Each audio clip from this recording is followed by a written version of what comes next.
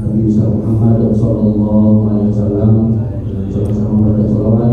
Allahumma shalli ala Muhammad wa ala ali sayyidina Muhammad. Semoga kita termasuk umat Nabi Muhammad sallallahu alaihi wasallam yang akan mendapatkan syafaat di yaumil qiyamah. Amin Allahumma amin. Bapak Ibu hadirin jemaah salat subuh yang dirahmati Allah Subhanahu wa taala. Insyaallah 30 menit ke depan kita sama-sama mendengarkan, kita simak bersama apa yang nantinya disampaikan oleh Al-Mukarram Al-Ustaz Hakim Makawi Desa kepada beliau waktu dan tempat dengan berkah. Bismillah. Assalamualaikum warahmatullahi wabarakatuh. Alhamdulillahi hamdan katsiran thayyiban mubarakan fih. Asyhadu an la ilaha illallah wahdahu la syarika lah. Wa asyhadu anna Muhammadan abduhu wa rasuluh. Allahumma shalli wa sallim ala Muhammadin wa ala alihi wa ashabihi wa man tabi'ahum bi ihsani ila yaumil qiyamah, amma ba'd. Bapak Ibu dan saudara sekalian, jamaah salat subuh yang insyaallah kita dimuliakan oleh Allah Subhanahu wa taala. Alhamdulillah senantiasa saya mengingatkan diri saya, Bapak dan saudara sekalian, mari kita senantiasa bersyukur. Kita berterima kasih kepada Allah atas nikmat-nikmatnya yang begitu banyak Allah berikan kepada kita.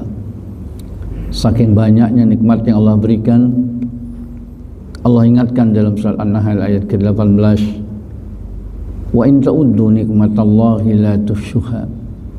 Jika engkau coba menghitung-hitung nikmatku ini, maka niscaya kau tidak akan sanggup untuk menentukan jumlahnya. Saking banyaknya, Bapak. Nikmat Allah ini meliputi dari ujung rambut sampai ujung kaki kita, lahir maupun batin. Quran surat Luqman ayat 20 Allah menyatakan, alam tara anna Allah syahara lakum ma fis samawati wa ma fil ard. Tidakkah engkau perhatikan aku, Allah telah menundukkan apa-apa yang ada di langit dan apa-apa yang ada di bumi. Wa asbagha alaikum ni'amahu dhahiratan wa batinah. Dan aku telah menyempurnakan nikmatku untukmu, lahir dan batin. Nikmat yang melekat pada diri kita saja ini sudah tak terhingga. Allah berikan mata, kita bisa melihat. Allah memberikan telinga, kita bisa mendengar. Jantung kita berdetak dengan baik sehingga darah kita mengalir dengan sempurna. Belum lagi yang ada di sekitar kita, sandang, pangan, air, udara, semua disediakan Allah. Hingga berkali-kali Allah mengingatkan dalam surat Ar-Rahman, fa bi ayyi ala'i rabbikuma tukadziban. Nikmat Tuhanmu yang mana yang masih kau dustakan? Nikmat Allah yang mana yang belum kau dapatkan itu yang mana? Ya. Apakah Bapak mengira sekarang bisa duduk bersila seperti ini adalah suatu hal yang mudah? Sungguh kalau bukan karena nikmat Allah, kita tidak bisa duduk seperti ini. Ya. Ini semua karena nikmat Allah, kita bisa berjalan karena nikmat Allah. Sehingga Allah nyatakan dalam surat Al-An'am ayat ke-46, Qul ara'aytum in ahadallahu sam'akum wa absarakum. Coba katakan kepadaku, ya. Terangkan sekarang kepadaku kalau seandainya aku cabut penglihatanmu, tiba-tiba kita buta. Kemudian dicabut pendengaran kita, kita tiba-tiba tuli, nggak bisa mendengar. Coba katakan sekarang kepada Allah, Bapak lagi duduk-duduk begini, tiba-tiba buta, tidak melihat apa-apa, tiba-tiba tuli, tidak bisa mendengar apa-apa. Wa khatama ala qulubikum, dan kumatikan hatimu, kita tidak bisa lagi merasakan senang, sedih, ya, benar-benar mati hati kita. Man ilahun ghairullahu ya'tikum bih. Apakah ada Tuhan selain aku yang bisa mengembalikan itu semuanya? Unzur kaifa nusarifu ayati summahum yasdifun. Begitu banyak tanda-tanda kebesaranku aku sudah tunjukkan di hadapanmu, tapi engkau masih saja berpaling, masih saja kau tidak mau bersyukur. Tidakkah Bapak Ibu ketika melihat ada orang buta berjalan meraba-raba dengan tongkatnya, yang ada di hadapannya dia hanya gelap, tidak melihat apa-apa. Sungguh nangis hati mereka tatkala kita berkata indahnya pelangi di langit yang biru. Pelangi yang warnanya merah, kuning, hijau. Dia tidak tahu bagaimana warnanya merah, warnanya hijau, dia hanya gelap sama sekali. Bahkan kalau kita berkata bapak tampan, ibu cantik, anak-anak bapak tampan-tampan, dia tidak tahu bagaimana wajah tampan itu, dia tidak tahu.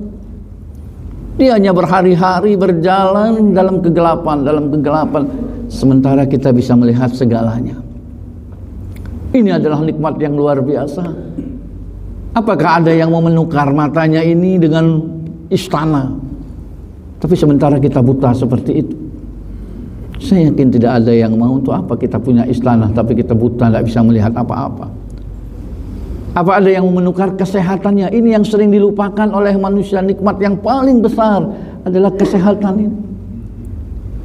Kita diberikan dunia dan seisinya milik kita, tapi jangankan kita bisa berjalan, duduk saja kita tidak mampu, hanya berbaring gitu di tempat tidur. Bernapas pun harus melalui oksigen, melalui bantuan, ya. Sedangkan makan harus pakai pipa dan sebagainya. Saya rasa kita tidak mau. Untuk apa kita kaya raya punya dunia tapi kita dalam keadaan seperti itu? Sungguh kita ini bergelimang di dalam kenikmatan. Wa qalilu min ibadiyas syakur, tapi sedikit manusia yang mau bersyukur kepada Allah. Wa may yashkur fa innama yashkuru li nafsihi. Padahal kalau kau bersyukur kepada Allah, kau bersyukur itu untuk kebaikan dirimu, bukan untuk Allah. Seluruh umat manusia di muka bumi ini kufur sama Allah. Tidak ada yang mementaati Allah sedikit pun tidak akan mengurangi kekayaan dan kemuliaan Allah. Allah menyatakan wa in kafar fa innallaha ghaniyyun hamid. Kau kufur kepadaku, aku tetap maha kaya lagi maha terpuji. Kita tunduk pada Allah, tidak akan menambah kemuliaan Allah. Allah menyuruh kita bersyukur kepada, karena untuk kita sendiri, la in syakartum la azidannakum.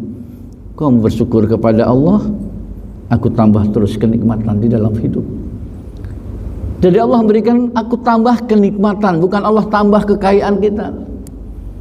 Karena kenikmatan, kebahagiaan itu letaknya bukan di harta.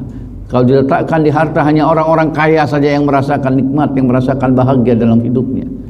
Tidak diletakkan di jabatan. Kalau diletakkan di jabatan, hanya orang-orang yang punya jabatan saja yang bahagia.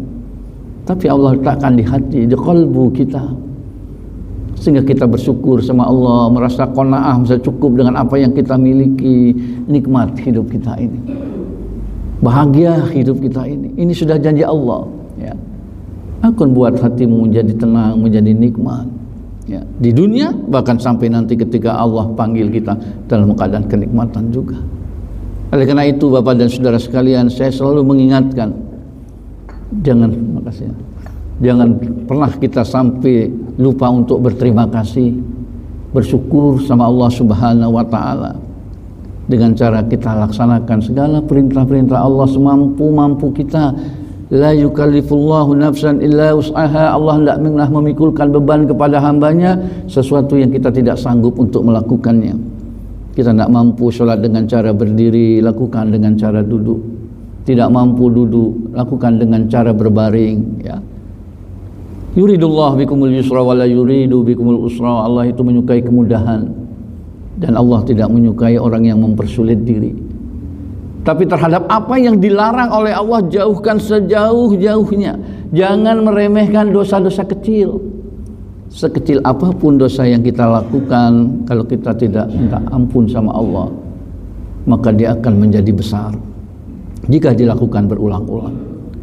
Dan sebesar apapun dosa, kalau kita minta ampun, Allah pasti akan mengampuni kita. Sebesar apa dosa kita, Allah janji akan mengampuni. Karena Rasulullah SAW menyatakan, sungguh Allah itu mencintai hambanya melebihi seorang ibu mencintai anaknya. Walaupun sebesar apa dosa kita ini. Allah berfirman dalam hadis qudsi, andai kata hambaku datang menghadapku membawa dosa sepenuh langit dan sepenuh bumi. Bumi ini penuh dengan dosa-dosa kita, langit penuh dengan dosa-dosa kita. Sepanjang dia tidak menyekutukan aku dengan sesuatu apapun, aku akan datangi dia. dengan ampunan sepenuh dosa yang dia bawa itu. Masya Allah.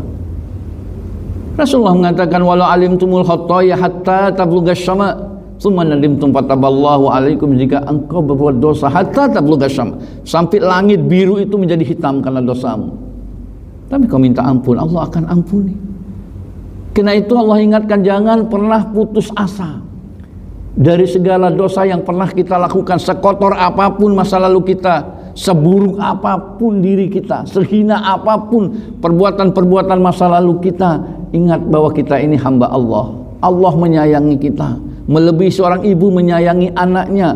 Allah mengingatkan dalam surat Az-Zumar ayat 53, qul ya ibadiyalladzi asrafu ala anfusihim, hai hambaku yang melampaui batas, hai hambaku yang banyak kau berbuat dosa, la taqnatu min rahmatillah, jangan pernah putus asa dari mengharap rahmatku, jangan putus asa dari mengharap ampunanku. Innallaha yaghfiru dzunuba jami'a, sesungguhnya aku ampuni semua dosamu itu. Innahu wal ghafurur rahim, aku ini maha pengampun lagi maha penyayang. Saudara yang dimuliakan oleh Allah Subhanahu wa taala, sehingga setiap dosa yang pernah kita lakukan, jangan pernah kita menunggu bertobat nanti. Jangan merasa masih muda, nanti ajak tobatnya. Perbanyak lisan kita untuk mengucap permohonan ampun, astagfirullah, astagfirullah. Allahumma inna nas'aluka ridha wal jannah wa na'udzubika min sahatika wan nar, minta keriduan Allah, surganya, dan supaya dihindarkan dari azab api neraka. Minta sama Allah Subhanahu wa taala. Selagi kita masih diberikan kesempatan untuk bertobat, karena Allah menerima tobat hambanya sebelum roh kita berada di kerongkongan. An-Nisa ayat ke-17. Innama taubatu 'alallahi lilladzina ya'maluna syu'a bidzahallatin tsumma yatubuna min qaribin faulaika yatubullahu 'alaihim wa kana Allah 'aliman hakima. Aku menerima tobat seorang hamba yang berdosa dan kemudian dia minta ampun kepadaku, maka aku segera ampuni dia. Di ayat ke-18, Allah tidak menerima tobat seorang hamba ketika rohnya sudah berada di kerongkongan. Hari ini kita sehat, insya Allah roh kita belum di kerongkongan hari ini, tapi 1 jam 2 jam ke depan kita tidak tahu. Karena ada orang yang sehat walafiat, ya, tiba-tiba meninggal dunia, sudah tiba waktunya. Ada yang lagi sholat, lagi sujud, Allah ambil, masya Allah, ya. Dan kita nggak tahu sebentar lagi apa yang terjadi. Jangan lagi menunggu nanti untuk minta ampun, perbanyak lisan kita, ya, dengan mohon ampun, astagfirullah, astagfirullah. Allah janji, seberapapun besar dosamu aku ampuni. Dengan cara apa? Walladzina idza fa'alu fahishatan aw zalamu anfusahum dzakarullah. Kalau kita sudah terlanjur buat dosa, ya Allah, dosa kita ini banyak sekali, ingat langsung sama Allah. Ingat langsung sama Allah. Fastaghfiru li dzunubihim, minta ampun, astagfirullah, minta ampun sama Allah. Wa may yaghfiru dzunuba illa Allah, yakin tidak ada yang bisa mengampuni kecuali Allah. Wala yusiru ma fa'alu wa hum ya'lamun, dan berusaha untuk tidak mengulangi lagi dosa-dosa itu. Ya. Dosa kecil yang kita perbuat, minta ampun sama Allah, Allah ampuni. Kemudian lagi kita buat dosa, lagi minta ampun, selalu diampuni terus. Tapi dosa besar harus dengan taubatan nasuha. Kalau kita mengulangi lagi, yang tadinya tidak jadi diampuni oleh Allah. Kalau dosa kecil tidak mungkin orang bisa terhindar dari itu, asal kita terus ingat sama Allah. Kenapa? Karena di dalam diri kita ini ada 2 potensi. Wa nafsi wa ma syawwaha fa'alhamaha fujuraha wa taqwaha. Ingat kata Allah dalam penciptaanku, penyempurnaan ciptaanku, aku ilhami di dalam dirimu sifat fujuraha. Ada dorongan yang mendorong kita keinginan untuk maksiat. Ada dorongan yang menginginkan kita untuk berbuat dosa, ingkar sama Allah. Wa taqwaha, dan ada dorongan yang untuk kita menjadi orang yang dekat sama Allah. Ya. Itu tarik menarik. Tatkala sifat takwa menguasai fujur, menguasai hati kita, kita menjadi orang yang mulia di hadapan Allah. Tapi tatkala fujur menguasai, kita bisa menjadi orang yang hina di hadapan Allah. Bahkan bisa lebih hina daripada binatang. Lahum qulubun la yafqahuna biha, punya hati tidak bisa lagi merasakan kebesaran Allah. walhum a'yunun la yabsiruna fiha, punya mata tidak bisa lagi melihat tanda-tanda kebesaran Allah. Walhum adan la yasma'una biha, punya telinga tidak bisa lagi mendengar kebesaran Allah. Ulaika kal an'am, dia sungguh bagikan binatang ternak, balhum adall, bahkan lebih jelek daripada binatang ternak. Ini kalau kita pujur sampai menguasai hati kita, dan ini terus tarik menarik sehingga iman manusia kadang naik, kadang turun, kadang berbuat baik, ya, kadang sudah baik terus berjalan, tiba-tiba terjerumus ke dalam lembah dosa. Makanya kita disuruh istiqomah. Istiqomah di dalam beribadah kepada Allah Subhanahu wa taala. Istiqomah itu adalah teguh pendirian. Sampai kapan? Sampai maut datang menjemput, harus istiqomah. Karena manusia ini selalu hidup dalam kerugian. Manusia ini rugi. Ya. Kecuali orang yang beriman dan beramal soleh. Orang yang beriman dan beramal soleh pun punya potensi rugi kalau dia beramal soleh tanpa ilmu pengetahuan, tanpa ilmu. Karena amal tanpa ilmu itu bisa sesat, dan ilmu tanpa amal ya tidak ada artinya. Harus didasarkan dengan ilmu. Maka kita suruh belajar, perbanyak taklim. Ada taklim ini, malaikat dikirim sama Allah. Di tengah-tengah kita ini ada malaikat yang lagi duduk sambil membentangkan sayapnya, dan dia memintakan ampun sama Allah Subhanahu wa taala. Dan Allah mengatakan, aku ampuni orang-orang yang mengikuti taklim, yang bela mencari talabul ilmi. Untuk apa? Untuk meningkatkan ketakwaannya kepadaku, aku ampuni mereka. Maka malaikat berkata, ya Rabb, di antara mereka ada yang tidak punya niat untuk melakukan taklim, bagaimana dengan mereka? Aku ampuni juga dia. Bagaimana ya Rabb? Pada Allah sudah menyatakan, innamal a'malu binniyat, suatu itu sampai ke tempat Allah tergantung kepada niatnya. Wa innamal likulli imri'in ma nawa. Dan Allah hanya memberikan pahala tergantung kepada apa yang diniatkan kepadanya. Ini tidak punya niat. Tapi Allah nyatakan di dalam Al-Quran, Allah menyatakan sungguh ya, tatkala dibacakan wa idza quri'al qur'anu fastami'u lahu wa ansitu la'allakum turhamun, ketika dibacakan Al-Quran dia dengarkan, dia tadinya tidak punya niat mencari temannya, tapi ketika ustadznya menyampaikan ayat-ayat Allah, hadis-hadis Rasulullah, dia diam, duduk mendengarkannya, maka rahmatku kuberikan kepadanya. Jadi orang masuk surga itu bukan semata-mata karena amalnya, bukan. Rasulullah menjelaskan ada orang yang hidup 500 tahun, dalam 500 tahun ibadah terus tidak pernah berbuat dosa. Tatkala Allah masukkan dia ke surga, aku masukkan ke surga karena rahmatku. Dia berkata, ya Rabb, bukankah ini karena amalku? Bukankah aku tidak pernah berbuat dosa? Allah mengatakan ini karena rahmatku, bukan karena amalku ya Rabb. Maka Allah panggil malaikat, disuruh timbang antara nikmat mata yang aku berikan dengan amal yang dia lakukan. Ternyata lebih berat nikmat mata. Ini baru mata saja Bapak. Apalagi kita yang hidup hanya 60 tahun, 70 tahun. Dengan nikmat mata yang Allah berikan itu tidak cukup. Kita kemudian hanya sholat, kemudian puasa untuk mengganti kenikmatan yang Allah berikan. Apalagi dengan nikmat kesehatan, belum lagi dengan nikmat jantung kita yang berdetak dengan baik, nikmat-nikmat yang Allah berikan segalanya ini, dengan kita balas dengan sujud, dengan puasa, dengan ini, tidak cukup. Tapi dengan rahmat Allah lah kita bisa masuk ke surga. Maka cari rahmat Allah dengan mentaati Allah Subhanahu wa taala. Taati Allah karena Allah. Allah yang mengetahui isi hati kita ini. Makanya kita sudah berjanji, sejak dari alam ruh kita sudah berjanji. Jadi sebelum kita diciptakan, masih di dalam ruh, Allah sudah mengambil kesaksian kepada kita. Allah menyatakan, alastu bi rabbikum, bukankah aku ini Tuhanmu? Maka dulu kita sudah berkata, qalu bala syahidna an taqulu yaumal qiyamah, ya, engkau adalah Tuhanku, dan aku menjadi saksi sampai hari kiamat aku akan taat kepadamu. Ya.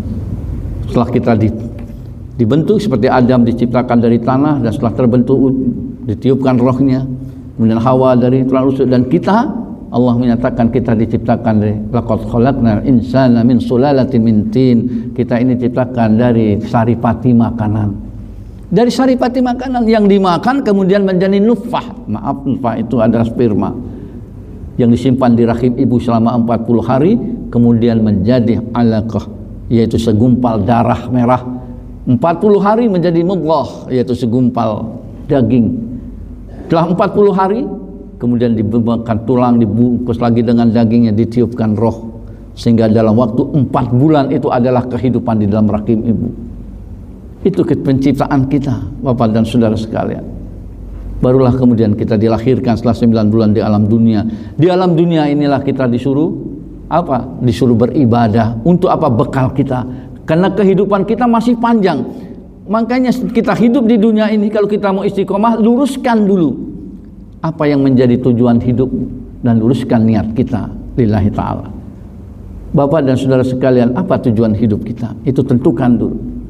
Kalau kehidupan kita tentukan untuk akhirat, saya hidup di dunia ini untuk kehidupan pasca di dunia ini, maka perjalanan kita ini sadari masih panjang. Setelah ini kita akan mengalami alam kubur. Setelah alam kubur, alam kebangkitan. Kemudian kita dikumpulkan, ditimbang, ya, kemudian dihisab, ditanya seluruh organ tubuh kita, harta kita semua ditanya oleh Allah, diberikan catatan amal. Setelah itu diperjalankan melewati Shiratal Mustaqim. Dari situlah kemudian kita bisa ditentukan tempat kita. Bapak dan saudara sekalian yang dimuliakan oleh Allah Subhanahu wa taala, perjalanan masih panjang. Kita baru di alam ketiga, baru alam dunia. Belum nanti alam kubur. Jangankan masuk di alam kubur, melewati pintunya saja itu sudah sulit. Bapak dan saudara sekalian, kalau kita istiqomah, ya, kita teguh pendirian, Allah berjanji dalam Quran, dalam surat Fussilat ayat ke-30, innalladzina qalu rabbuna Allah tsumastaqamu, orang yang mengatakan Allah itu adalah Tuhannya, yang dia sembah hanya Allah, dia taati hanya Allah, dalam kondisi apapun, dimanapun dia berada, dia selalu ingat kepada Allah.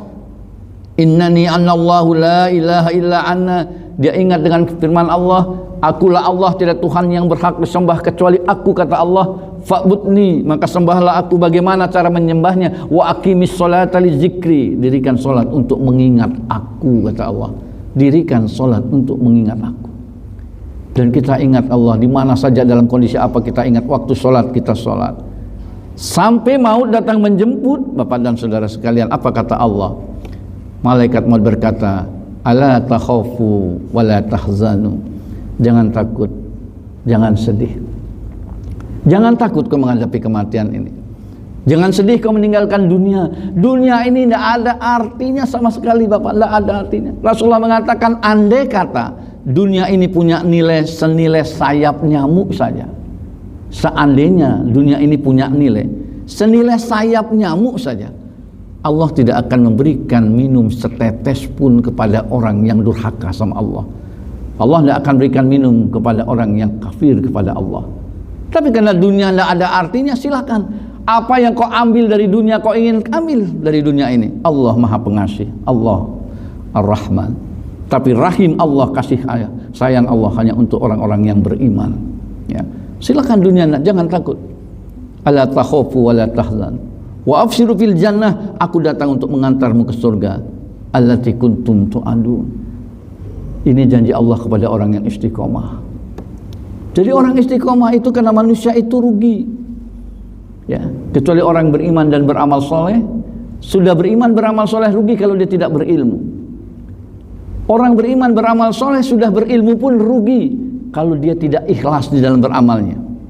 Orang yang ikhlas itu, Bapak dan saudara sekalian, dilihat atau tidak dilihat orang, dipuji atau tidak dipuji oleh orang, tidak pengaruh terhadap kualitas ibadahnya, karena dia tahu wa huwa ma'akum aina ma kuntum wallahu bima ta'maluna basir. Hanya Allah, ya, selalu bersamaku di mana saja aku berada. Allah tahu apa yang aku kerjakan. Dia merasa dekat sekali dengan Allah. Allah selalu mengawasi dirinya. Itu yang tercantum kepada orang yang istiqomah. Sehingga orang yang istiqomah ini, kata Allah dalam surat Al-Ahqaf ayat ke-13, Allah mengatakan, innalladzina qalu rabbuna Allah tsumastaqamu, orang yang mengatakan Allah Tuhannya dan dia istiqomah, fala khaufun alaihim wa lahum yahzanun, sudah tidak ada lagi kekhawatiran, tidak ada lagi kesedihan. Kenapa? Ulaika ashabul jannah, dia diperlihatkan surga oleh Allah Subhanahu wa taala.